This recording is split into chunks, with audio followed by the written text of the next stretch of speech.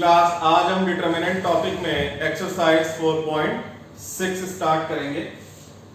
But 4.6 exercise का जो basic concept है पहले वो सीखेंगे वन बाय वन करके, फिर हर एक कॉन्सेप्ट के बेसिस पे क्वेश्चंस भी सॉल्व करते रहेंगे, जिससे कि कॉन्सेप्ट का एप्लीकेशन जब आप तुरंत क्वेश्चंस पे अप्लाई करोगे तो कॉन्सेप्ट और अच्छे से क्लियर हो जाएगा। और बेटा ये जो एक्सरसाइज है डिटरमिनेंट की 4.6, this is very very important exercise regarding your board examination. एक क्वेश्चन बेटा 6 मार्क्स का 100% इस एक्सरसाइज से आपको जरूर मिलेगा। तो इस एक्सरसाइज में बेसिकली पढ़ना क्या है, हमको सीखना है to solve a given system of linear equations by matrix method. मतलब मैट्रिक्स का यूज करके आप एक सिस्टम को, लीनियर इक्वेशंस के सिस्टम को कैसे सॉल्व कर पाओगे। तो पेपर में लिख के आएगा कि solve by using matrix method, या ये लिख के आता है solve by using Martins rule. अब किस टाइप का क्वेश्चन आएगा, उस क्वेश्चन पे अप्रोच क्या लगाएंगे, क्या कॉन्सेप्ट है, तो पहले बेसिक सीखेंगे मार्टिन्स रूल का या फिर मैट्रिक्स मेथड का। ठीक है भाई। तो इसको बेटा हम टाइप में डिवाइड कर दे रहे हैं, टाइप वाइज। तो टाइप नंबर 1, टाइप नंबर 1 है 2x2 नॉन होमोजीनियस सिस्टम। तो 2x2 क्या है, नॉन होमोजीनियस सिस्टम क्या है, फटाफट देखते हैं बेटा। जैसे मैंने दो इक्वेशन लिखी, equation number 1 is a1x plus b1y equal to c1 and a2x plus b2y is equal to c2, equation number 2। तो हमारे पास इस सिस्टम में कितनी इक्वेशन दे रखी है, 2 इक्वेशन दे रखी हैं, और वेरिएबल्स कितने हैं, 2 हैं। तो अगर आपको एक सिस्टम दिया होगा 2 इक्वेशंस का with 2 variables, then we say that this is 2x2 system। अब बात है नॉन होमोजीनियस कब होगा, 2x2 तो समझ में आ गया व्हाट इज नॉन होमोजीनियस। यहां पे जो कांस्टेंट c1 और c2 है, तो यहां पे कंडीशन अप्लाइड है कि where at least one of c1 और c2 is non-zero। मतलब इन इक्वेशंस में c1 और c2 में जो कांस्टेंट है कम से कम एक वैल्यू नॉन जीरो जरूर हो। ठीक है, जैसे एग्जांपल से समझते हैं। मैंने लिखा 2x plus 3y equal to 10, x plus 4y is equal to 5, equation number 1, equation number 2।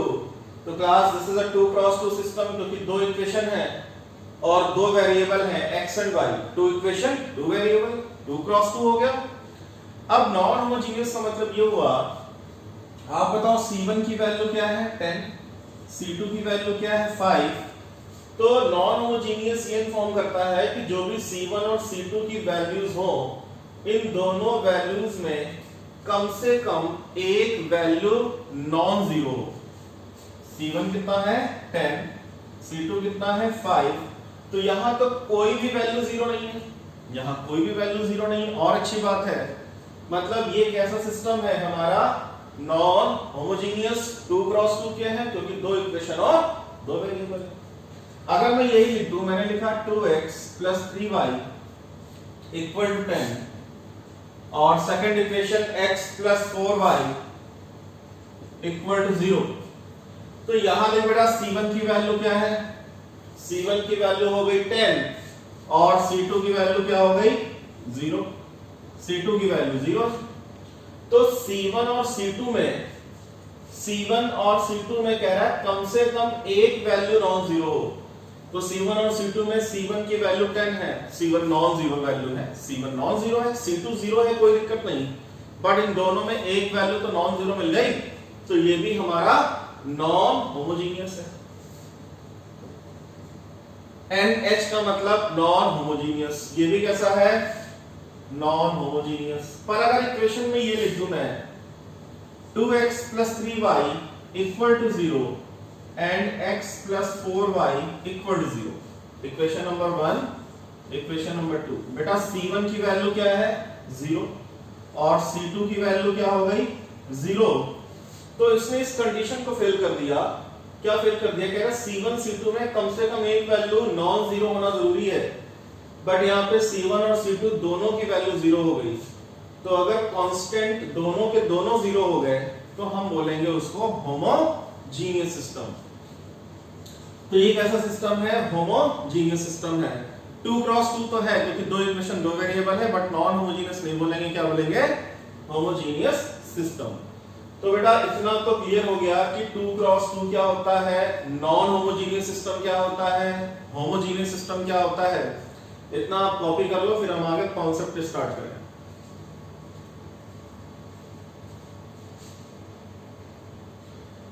Class आगे मूव करते बेटा। अब हमको क्या करना है कि अगर हमें 2 क्रॉस 2 का नॉन होमोजीनियस सिस्टम दिया होगा तो उसको हम मैट्रिक्स मेथड से सॉल्व कैसे करेंगे, क्या क्या स्टेप्स हमें फॉलो करने पड़ेंगे। तो सबसे पहला काम क्या करना है भाई, ये इक्वेशंस को सॉल्व करना है, वो भी मैट्रिक्स मेथड से। तो हमको मैट्रिक्स के सिंबल्स यूज करने पड़ेंगे। मतलब पहले इस गिवन क्वेश्चन को मैट्रिक्स फॉर्म देनी पड़ेगी, इस गिवन क्वेश्चन को मैट्रिक्स फॉर्म में कन्वर्ट करना पड़ेगा। कन्वर्जन कैसे होगा, आपको करना क्या है, आपको दो मैट्रिसेस बनानी है लेफ्ट हैंड साइड में और एक मैट्रिक्स का सिंबल बनाना है राइट हैंड साइड में। दो मैट्रिक्स लेफ्ट हैंड साइड, एक matrix right hand side. Left hand side की जो फर्स्ट वाली मैट्रिक्स होगी, इसमें आप इक्वेशंस में लेफ्ट हैंड साइड में जो भी लिखा है कोएफिशिएंट कॉपी करोगे। x का a1 है, y का b1 है, तो यहां पे लिखा हमने a1 b1, फिर a2 b2। क्या करना है, x और y के कोएफिशिएंट कॉपी कर लेने हैं फर्स्ट मैट्रिक्स में। सेकंड वाली मैट्रिक्स में वर्टिकल वेरिएबल कॉपी कर लेने हैं। कितने वेरिएबल है, तो x और y कॉपी कर लेंगे। राइट हैंड साइड में कांस्टेंट है तो आप C1 C2 column wise copy कर लोगे। अब हमने इस सिस्टम को मैट्रिक्स फॉर्म में ये लिखा, तो पहले तो ये समझो कि ये और ये दोनं इक्विवेलेंट कैसे हैं, कैसे दोनों इक्वल हैं। ये बिना मैट्रिक्स फॉर्म है, ये मैट्रिक्स फॉर्म है इसी सिस्टम का। फटाफट समझाता हूं बेटा। देखो अगर आप इन मैट्रिसेस को मल्टीप्लाई करते हो क्या आएगा, इन दो मैट्रिक्स वगैरह मल्टीप्लाई करते हैं, मल्टीप्लिकेशन होता है रो और कॉलम वाइज, तो क्या आएगा a1x प्लस b1y, और सेकेंड रो इस कॉलम से मल्टीप्लाई होगा तो क्या आएगा a2x प्लस b2y, और इधर क्या लिखा है c1 एंड c2। बेटा मैट्रिक्स मल्टीप्लिकेशन बहुत क्वेश्चन लगाए होंगे आपने, तो बेसिक सा मल्टीप्लिकेशन था, आप इनको मल्टीप्लाई करोगे तो ये आ जाएगा, कॉलम वाइज आएगा a1x plus b1y, a2x plus b2y। अब ये दोनों मैट्रिसेस क्या है हमारी, इक्वल है। ये दोनों मैट्रिसेस क्या है, इक्वल है। तो इसका मतलब फर्स्ट वाला एलिमेंट फर्स्ट के इक्वल होगा, तो आप क्या लिखोगे, आप लिखोगे a1x प्लस b1y। जब आप कंपैरिजन करके फाइनल रिजल्ट लिखोगे तो a1x plus b1y equal to क्या आएगा, c1। ये देखो a1x प्लस b1y बराबर c1 and a2x plus b2y is equal to c2। वो इक्वेशन नंबर 2 आ गई। मतलब हम इस सिस्टम को मैट्रिक्स फॉर्म में ऐसे लिख सकते हैं, ठीक है। तो वो बेटा मैंने कैलकुलेशन करके आपको समझाया, वो फेयर पार्ट नहीं था आपका। आपको बस ऐसे 3 मैट्रिसेस बनानी है, 2 मैट्रिक्स लेफ्ट हैंड साइड में, एक मैट्रिक्स राइट हैंड साइड में। फिर आप इस वाली मैट्रिक्स को a सिंबल ले लो, इस मैट्रिक्स को x ले लें और इस मैट्रिक्स को सिंबल b ले लें। अच्छा, कैपिटल A या कैपिटल B या कैपिटल X यही सिंबल्स लेने हैं, आप सिंबल्स कोई भी ले लो, पर जनरली बुक्स में, मैक्सिमम बुक्स में इन्हीं सिंबल्स का यूज किया गया है। तो थोड़ा ये रहता है कि जब आप इन सिंबल्स का यूज करते हो, बुक खोलते हो, बुक में भी आपको ये सिंबल्स मिलते हैं, तो थोड़ा समझने में आसानी होती है। कैपिटल लेटर, क्योंकि मैट्रिक्स को हम कैपिटल अल्फाबेट से इंडिकेट करते हैं, ठीक है। अच्छा, A क्या है, A मैट्रिक्स ये वाली है।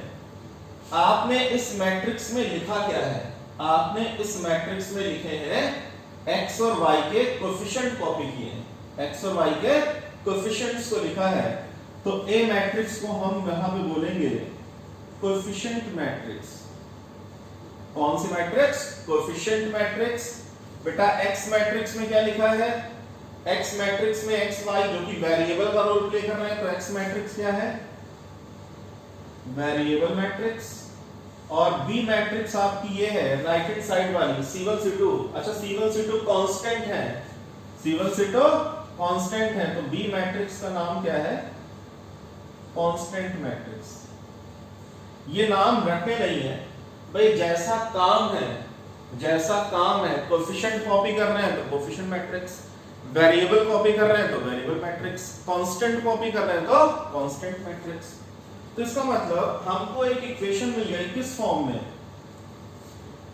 वी गेट एन इक्वेशन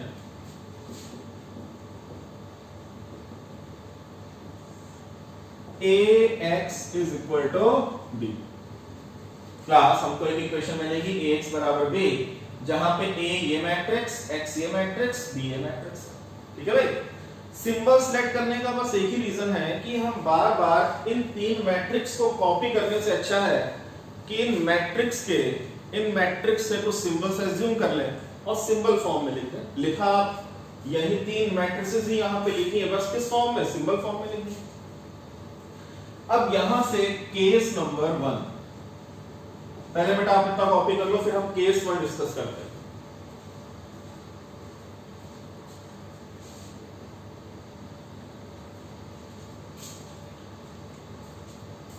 हमें मिला ax is equal to b। we get an equation ax is equal to b। अब केस नंबर 1 मतलब टाइप 1 का पहला केस डिस्कस करने जा रहे हैं कि if determinant of a not equal to 0। ये बेटा डिटरमिनेंट का सिंबल है। किसका डिटरमिनेंट? a का डिटरमिनेंट। a क्या है? a ये स्क्वायर मैट्रिक्स है जो कि कोएफिशिएंट मैट्रिक्स है। मतलब आप ऐसे भी लिख सकते हो if determinant of coefficient matrix not equal to 0।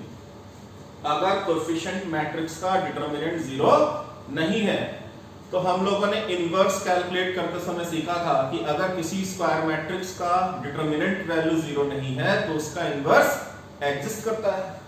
तो अगर a का डिटरमिनेंट 0 नहीं है, it implies a inverse exist. a inverse exist करेगा। और अगर किसी स्क्वायर मैट्रिक्स का इनवर्स एग्जिस्ट करता है, इस इक्वेशन को हम इक्वेशन नंबर 3 ले लेते हैं। तो हमने क्या किया? पहले ही चेक किया कि a का इनवर्स एग्जिस्ट करेगा या नहीं करेगा, डिटरमिनेंट वैल्यू निकाल के। ठीक है? अब क्या करेंगे? अगर इनवर्स एग्जिस्ट करता है तो हम क्या करेंगे? नाउ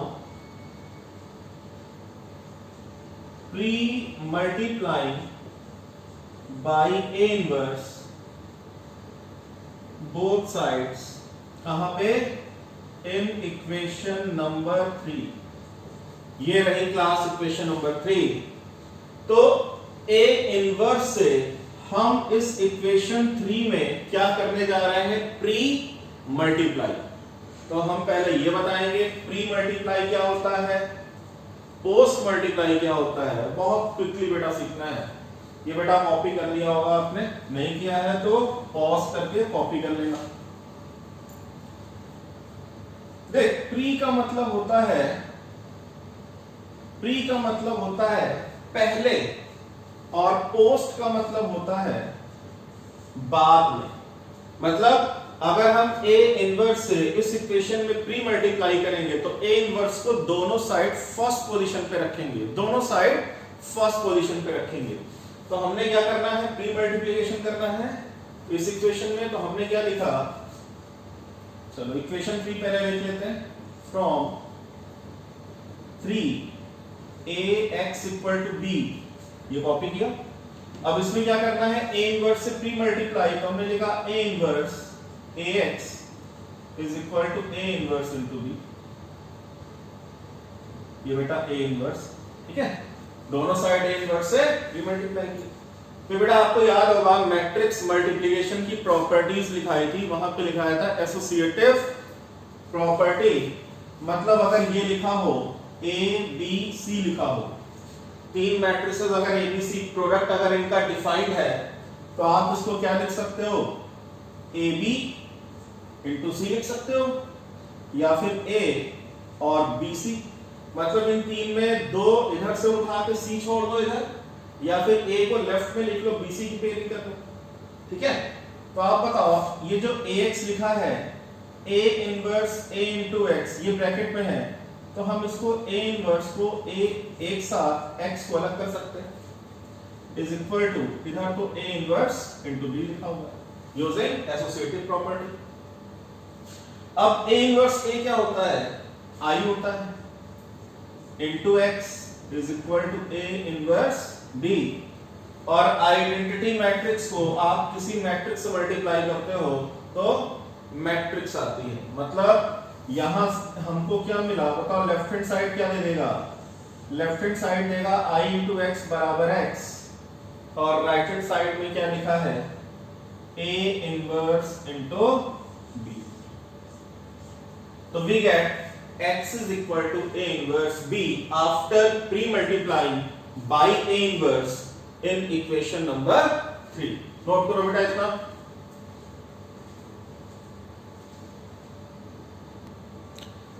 चलो बेटा आगे मूव करते हैं, x equal to A inverse B तक कैलकुलेट होके आया। बेटा या तो मैट्रिक्स मेथड लिख के आएगा या मार्टिन्स रूल भी लिख के आ सकता है, दोनों मतलब एक ही है, ऐसे ही आपको प्रोसीड करना है। तो देख बेटा हमें x की वैल्यू क्या मिली, A इनवर्स इंटू B मिली।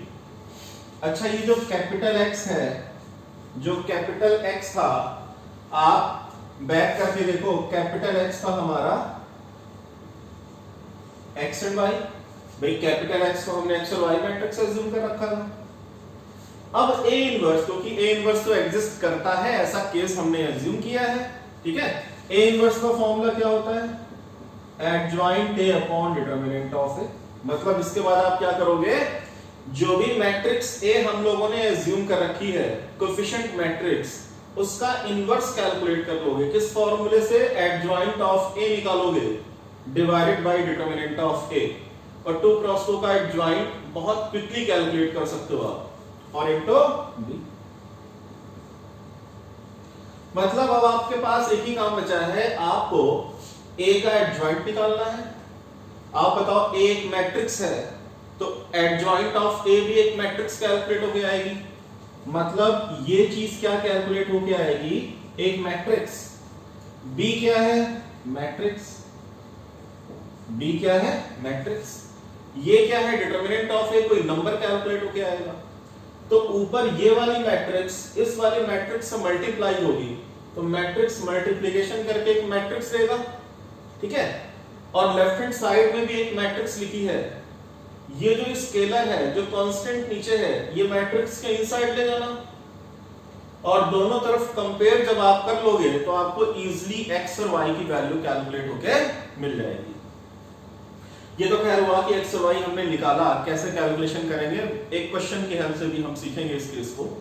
यहां मेन पॉइंट जो हमें याद रखने हैं, x is equal to A inverse B से कुछ कंक्लूजन्स निकल के आएंगे, उन कंक्लूजन्स को हमें रटना नहीं है, समझना है, और फिर इतनी बार लिख लेना है कि रट जाए। आप बताओ बेटा, हम लोगों ने पढ़ा था कि इनवर्स यूनिक होता है, किसी भी मैट्रिक्स का, स्क्वायर मैट्रिक्स का जो इनवर्स है वो यूनिक, यूनिक का मतलब एक ही इनवर्स होता है। इसका मतलब A इनवर्स क्या है, यूनिक है, एक ही वैल्यू कैलकुलेट होके आएगी A इनवर्स की। तो ऐसे केसेस में जो कैपिटल X यानी X और Y आएगा, ये भी यूनिक आंसर आएगा, मतलब एक X की वैल्यू आएगी और एक ही Y की वैल्यू आएगी। तो इसका मतलब in this case we get unique solution. ऐसे केस में, केस नंबर 1 में हमको सॉल्यूशंस कैसे मिलेंगे, यूनिक सॉल्यूशन मिलेंगे। यूनिक का मतलब होता है ओनली वन, केवल एक सॉल्यूशन पेयर मिलेगा, x का एक आंसर मिलेगा, y का एक आंसर मिलेगा। ठीक है, इसके बाद हम सिस्टम को बोलेंगे consistent. System is set to be consistent. बेटा एक नया यहां पे वर्ड आया कंसिस्टेंट। कंसिस्टेंट का मतलब होता है हैविंग सॉल्यूशन। कंसिस्टेंट का मतलब क्या होता है? हैविंग, नोट कर लो, हैविंग सॉल्यूशंस।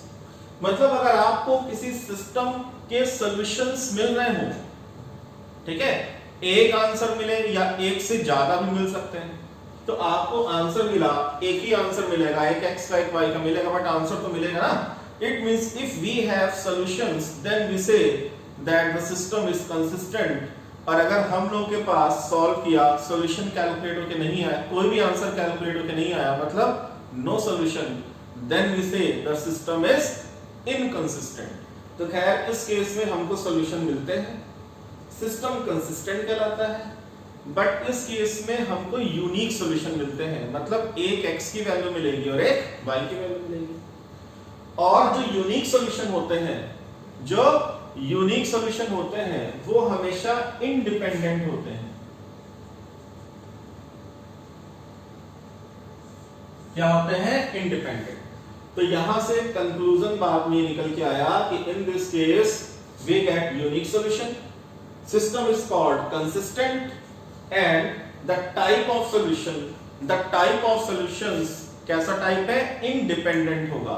अभी डिटेल में जब कैलकुलेशन करेंगे तो बताएंगे बेटा इंडिपेंडेंट का मीनिंग क्या है।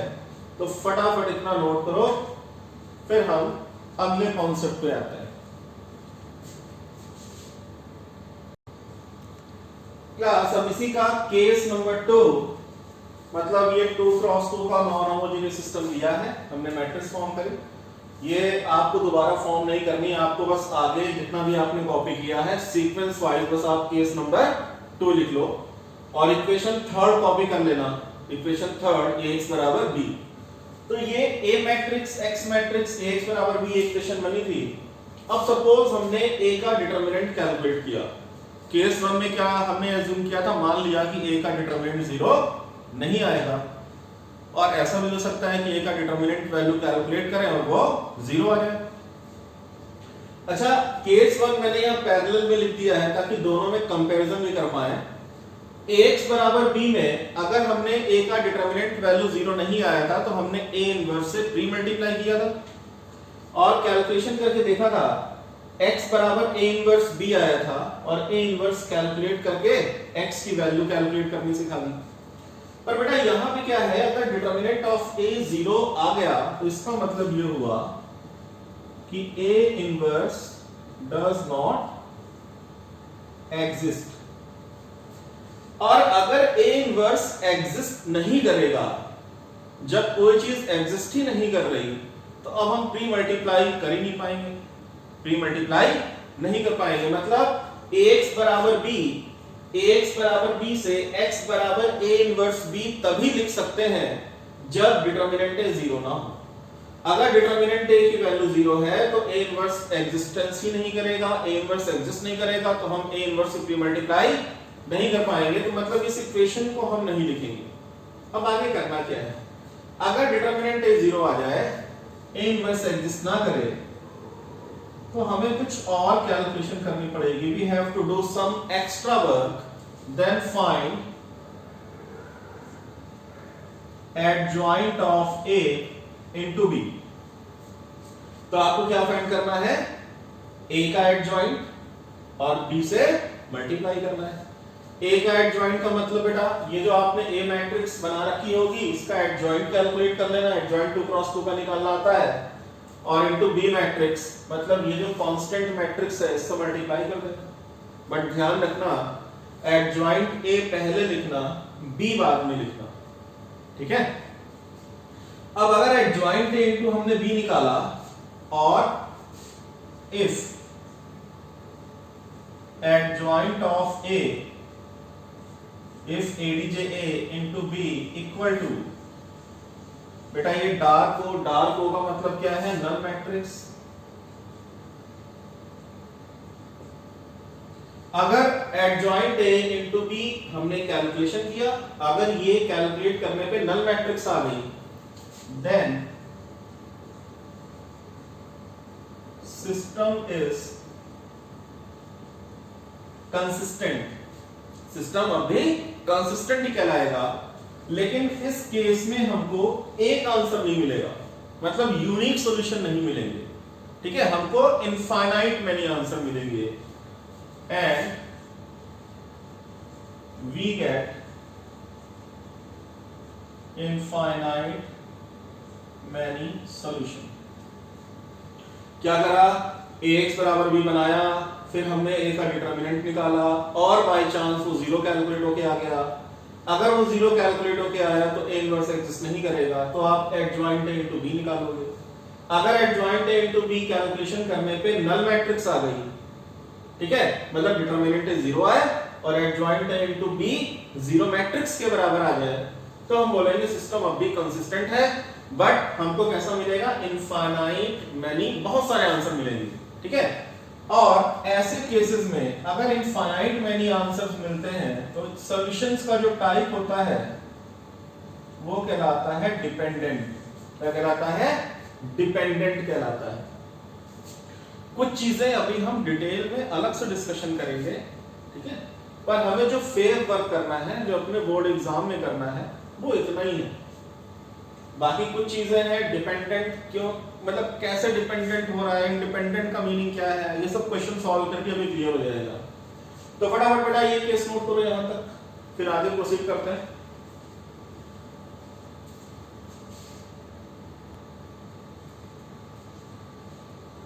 तो adjoint A into B null matrix आ गई तो system consistent, infinite many solution. लेकिन ऐसा भी हो सकता है, तो इसी के नीचे आप लिखोगे बट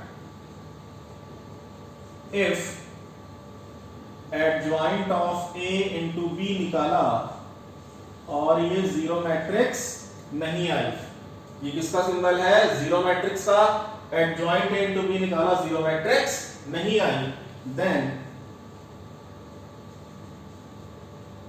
system is inconsistent। कब सिस्टम इनकंसिस्टेंट कहलाएगा, इनकंसिस्टेंट कहलाएगा, मतलब we have no solution, we have no solution. Note करो बेटा, फिर मैं इसका आपको चार्ट टाइप से प्रिपेयर करके दूंगा, बस आपको चार्ट बार बार घर पे बनाना है और आपको चीजें याद हो जाएंगी। पहले इतना आप नोट करो सीक्वेंस वाइज।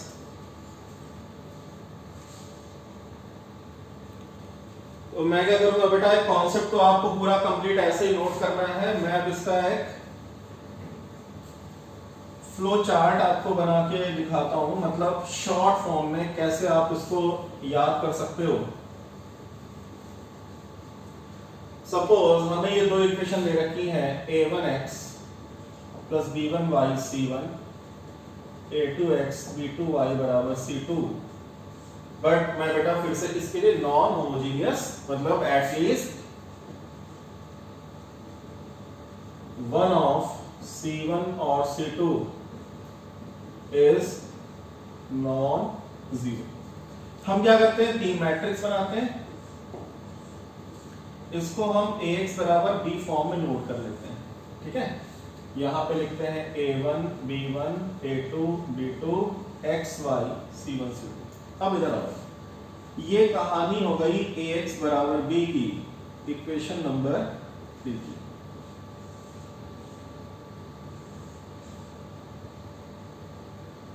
इतना बेटा आप नोट कर लो पहले, फिर हम फ्लो चार्ट को पैरेलल बना के सिखाते रहेंगे कैसे बनाना है।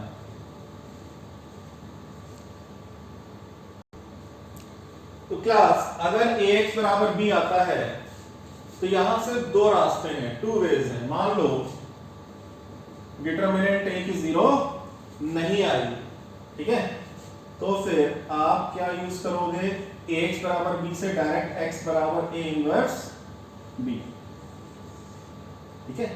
आपको क्या मिलेगा, यूनिक सॉल्यूशन, सिस्टम क्या कहलाएगा, कंसिस्टेंट, और बताया है टाइप ऑफ सॉल्यूशन क्या होगा, इंडिपेंडेंट होगा, अगर डिटरमिनेंट जीरो नहीं आता है।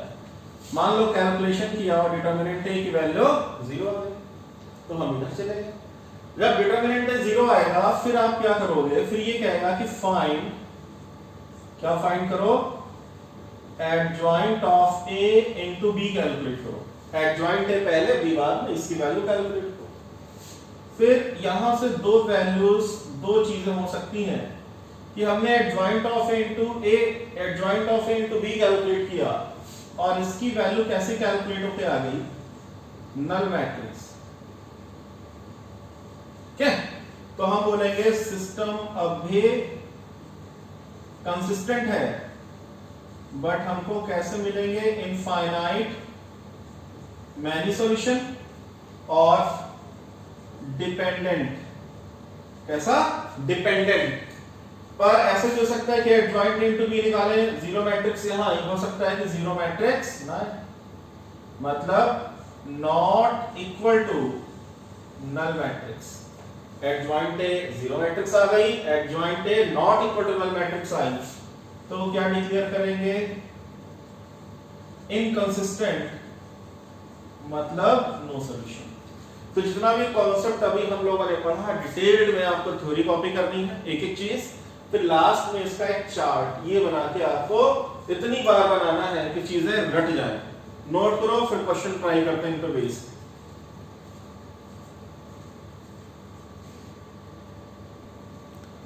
बेटा आप इस 2 क्रॉस 2 नॉन होमोजेनियस का एप्लीकेशन करते हैं तो क्वेश्चन हम 4.6 एक्सरसाइज से ही उठा रहे हैं।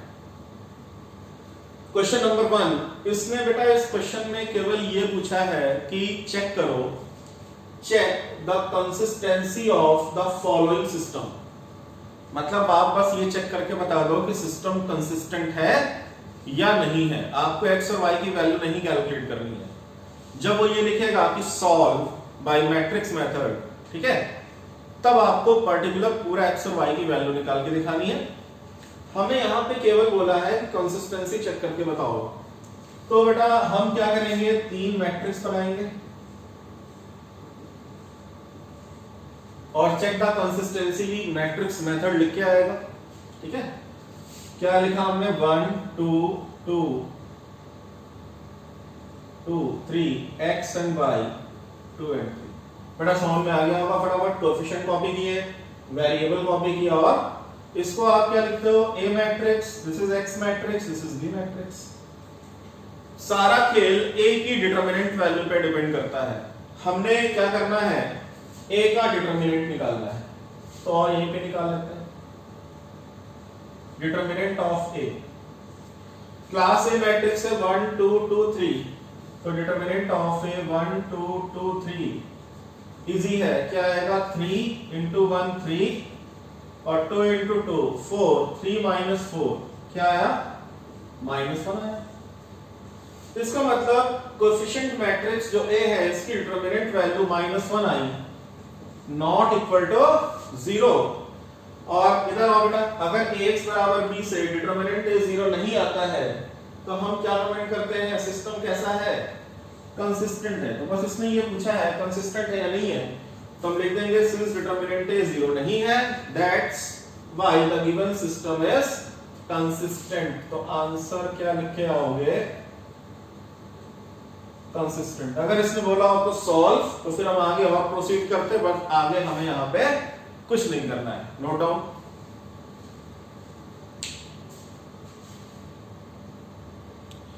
अगला क्वेश्चन बेटा 2 क्रॉस 2 का क्वेश्चन नंबर 3।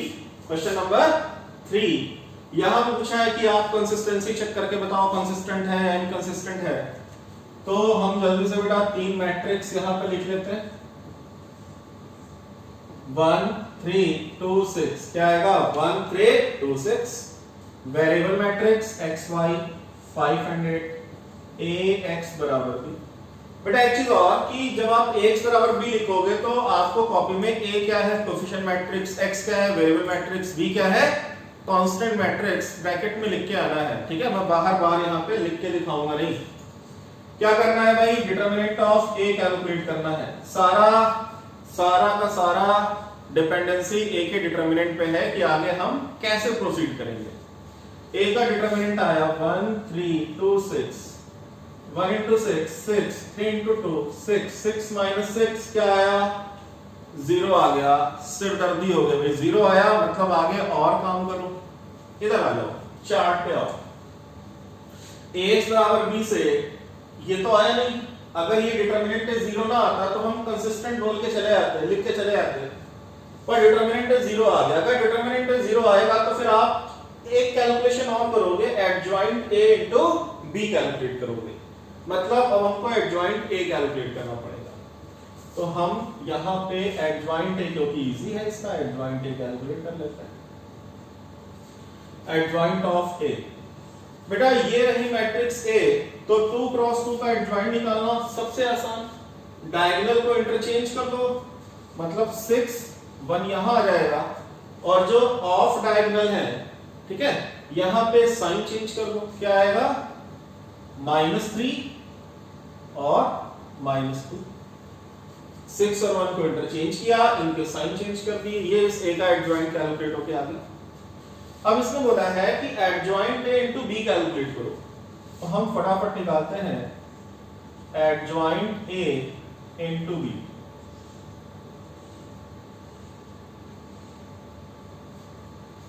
यहां बेटा कर देते हैं, ये B मैट्रिक्स को कॉपी करें, केवल B मैट्रिक्स को नोट कर दिया ताकि अभी इसको लिख के रख कर देंगे। एडजॉइंट A की वैल्यू ये है 6 -3 -2 1, और B मैट्रिक्स क्या है 5 and 8 इक्वल टू, ये बेटा B मैट्रिक्स ही ना, इनको मल्टीप्लाई करना है, फटाफट मल्टीप्लाई कर बेटा, इधर से रो इधर से कॉलम। 6 into 5 30, -3 into 8 24, फिर -2 into 5 -10, 1 into 8 plus 8, क्या आएगा 30 minus 24 6, -10 plus 8 -2, not equal to null matrix। तो A का डिटरमिनेंट 0 आया, फिर हमने एडजॉइंट A इनटू B निकाला। इधर से इधर आ रहे हो कि इधर से इधर जा रहे हो? इधर से आ रहा है कि adjoint A into B null matrix नहीं आई, और जैसे ही adjoint A into B null matrix नहीं आई तो हम लिख के आएंगे हमारा सिस्टम इनकंसिस्टेंट है, मतलब इनकंसिस्टेंट। अच्छा, अगर उसने पर्टिकुलर इस क्वेश्चन में यहां पे ये भी लिख दिया होता ना सॉल्व, इस क्वेश्चन में लिख दिया होता सॉल्व, तो हम इतना तो करते ही, क्योंकि एक डिटरमिनेंट A की वैल्यू 0 आ रही थी, और अगर इनकंसिस्टेंट था तो सॉल्व भी हो गया, मतलब अगर इनकंसिस्टेंट है तो फिर आगे कुछ करना ही नहीं, क्या लिख के आते, नो सॉल्यूशन लिख के चले आते। तो इनकंसिस्टेंट ही लिख के आना है, मतलब अगर उसने बोला हो तो सॉल्व करके दिखाओ, तो हम लिखते आगे सॉल्व भी नहीं होगा, मतलब नो सॉल्यूशन लिख के चले आते। तो नोट डाउन बेटा।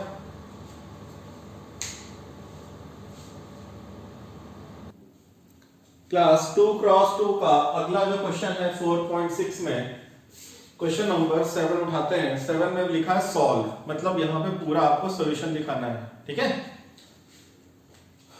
x और y की वैल्यू कैलकुलेट करनी, सॉल्व का मतलब x और y की वैल्यू कैलकुलेट करनी। तो 3 मैट्रिक्स बनाई बेटा।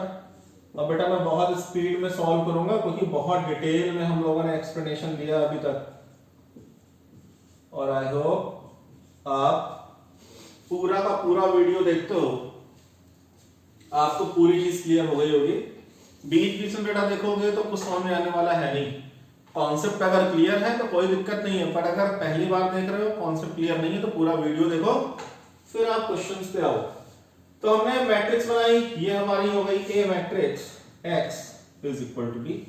हमने निकाला डिटरमिनेंट ऑफ A, A का डिटरमिनेंट निकालेंगे, क्या आएगा डिटरमिनेंट ऑफ 5 2 7 3, 5 3 का 15 माइनस 7 into 2 14, क्या आया 1। तो डिटरमिनेंट A की वैल्यू 0 नहीं आई, very good. Determinant A not equal to 0। अच्छा एक चीज बेटा, अगर डिटरमिनेंट A 0 नहीं आता था तो x बराबर A इनवर्स B को हमने प्रूविंग दिखाई प्री मल्टीप्लाई वगैरह करके। तो आप अगर टाइम हो आपके पास बोर्ड एग्जाम में तो आप वैसे ही प्री मल्टीप्लाई करके x बराबर A इनवर्स B कैसे आया वो शो कर दो। इन केस आपके पास टाइम ना हो जैसे आपने लिखा कि डिटर्मिनेंट 0 नहीं है तो लिखो इसको इक्वेशन 3 ले लो। It implies from equation number 3 x is equal to a inverse b। अगर इनकेस टाइम कम हो तो डायरेक्ट आप लिख दो x बराबर a इनवर्स b, वरना कैसे करना है वो बेटा मैंने आपको सिखा रखा है। तो हमें x की वैल्यू मिल गई a इनवर्स b। अब a इनवर्स का फॉर्मूला लगा दो, क्या होता है adjoint a upon determinant of a into b। x matrix क्या है, x मैट्रिक्स ये लिखी हुई है x और y इज इक्वल टू, बेटा ये जो डिटरमिनेंट है, डिटरमिनेंट a की वैल्यू 1 आई है, एडजॉइंट a भी लिखते हैं, b मैट्रिक्स से 4 और 5। मतलब पूरा का पूरा मेथड मार्टिन्स रूल का सेट है, मैट्रिक्स मेथड का सेट है। बस आपको ये चीजें भूलनी नहीं है, चीजें हमेशा याद होनी चाहिए। a का एडजॉइंट, इस मैट्रिक्स का एडजॉइंट, डायगोनल को इंटरचेंज करेंगे तो 3 यहां आएगा, 5 यहां आ जाएगा, यहां पे -2 आएगा और यहां -7 आएगा। तो हमें मिलेगा x y is equal to, बेटा 1 से डिवाइड करें या ना करें कोई दिक्कत नहीं। अब इनका मल्टीप्लिकेशन करना रहेगा तो क्या उठाएंगे, रो इनटू कॉलम। 3 into 4 12, -2 into 5 -10। भाई ये प्रोडक्ट ऐड करते हैं तो आया 12 और ये -10। फिर -7 into 4 -28, 5 into 5 25। नीचे 1 था इसलिए हमने लिखा नहीं, 1 के अलावा कोई और नंबर होता तो वो लिखते, बाद में मैट्रिक्स के अंदर लेके जाते। तो क्या मिला बेटा फाइनली, ये आया x और y और इधर क्या मिला 12 - 10 2, -28 + 25 -3। Now I can compare very easily, क्या मिला x की वैल्यू 2, y की वैल्यू -3, x की वैल्यू 2, y की वैल्यू -3। यही आपका आंसर हो गया। आप यहां पे क्रॉस चेक कर सकते हो, रख के दोनों इक्वेशंस को सेटिस्फाई करेगा। अब यहां बात आती है कि हमको यूनिक, मैंने बताया था यूनिक का मतलब एक x का आंसर मिलेगा, एक y का, इसका अलावा कोई आंसर नहीं मिलेगा। मतलब x की वैल्यू 2 फिक्स हो गई जो कभी चेंज नहीं हो सकती, y की वैल्यू फिक्स हो गई जो कभी चेंज नहीं हो सकती। दैट्स व्हाई हम यहां पे क्या बात कर रहे हैं, यूनिक सॉल्यूशन बात कर रहे हैं। इंडिपेंडेंट का मतलब x किसी पे डिपेंड तो कर नहीं रहा, x की अपनी एक पर्टिकुलर फिक्स वैल्यू कैलकुलेट होके आई, y की अपनी एक पर्टिकुलर फिक्स वैल्यू कैलकुलेट होके आई। तो ये टाइप ऑफ सॉल्यूशन कैसा है, इंडिपेंडेंट, किसी पे ना x डिपेंड कर रहा है ना किसी पे y डिपेंड कर रहा है। दैट्स व्हाई हमने यहां पे लिखा इंडिपेंडेंट। तो unique solutions are always called independent solution. ठीक है भाई, तो ये नोट कर लो बेटा, फिर अगले क्वेश्चन पे आते हैं। क्वेश्चन नंबर 9, बेटा एक और 2 क्रॉस 2 का क्वेश्चन सॉल्व कर लेते हैं। नॉन होमोजेनियस, क्योंकि आप देखो कांस्टेंट दोनों के दोनों नॉन जीरो हैं, दोनों में कम से कम एक नॉन जीरो होना चाहिए, यहां तो दोनों नॉन जीरो हैं। तो question number 9, 4 - 3 3 - 5 xy and 3 7। This is a x बराबर b। a क्या है, x क्या है, b क्या है, ये सारी कहानी बोर्ड एग्जाम में लिख के आनी है। क्या किया, डिटरमिनेंट ऑफ a कैलकुलेट किया, 4 - 3 3 - 5, इसका डिटरमिनेंट क्या आएगा -20 और -9 बट +9 हो जाएगा -11 नॉट इक्वल टू 0।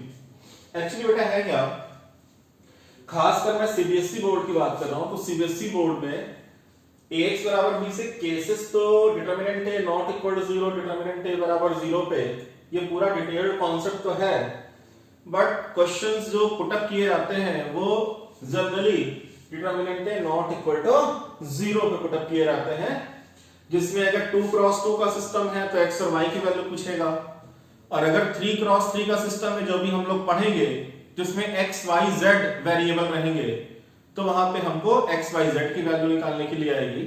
तो क्वेश्चन जनरली सीबीएसई ने रिस्ट्रिक्ट किया है कि वो हमेशा यूनिक सॉल्यूशंस की बात करता है, मतलब इन टाइप के क्वेश्चंस को बोर्ड एग्जाम में पूछता है। तो यहां भी देखो इसने सॉल्व करने के लिए बोला और डिटरमिनेंट 0 नहीं आया, मतलब यूनिक सॉल्यूशन हमको मिलेंगे। खैर सॉल्व हमें हर एक टाइप के क्वेश्चन को करना है, बट यूनिक सॉल्यूशन वाले क्वेश्चंस को ज्यादा करना है, ठीक है। ये नॉट इक्वल टू 0 आ गया। अब क्या करोगे भाई, ये इक्वेशन 3 फ्रॉम 3 क्या मिला, x बराबर a इनवर्स b। ax बराबर b से क्या मिलता है, x equal to a inverse b। तो बेटा x की वैल्यू आ गई। अब बताओ a इनवर्स का फॉर्मूला क्या होगा, adjoint a upon determinant of a into b। इसकी value x by adjoint a, बेटा इसका a का एडजॉइंट डायगोनल को इंटरचेंज किया तो -5 और 4 है, इसके साइन चेंज कर रहे हैं तो 3 और ये -3। अब बेटा नीचे डिटरमिनेंट ऑफ a जो कि कितना है -11 है, इससे डिवाइड करना पड़ेगा और इनटू b मैट्रिक्स ये है 3 और 7। a का एडजॉइंट इनको इंटरचेंज कर दिया, -5 इधर 4 इधर, -3 था +3 था तो -3, ठीक है। तो x और y इक्वल टू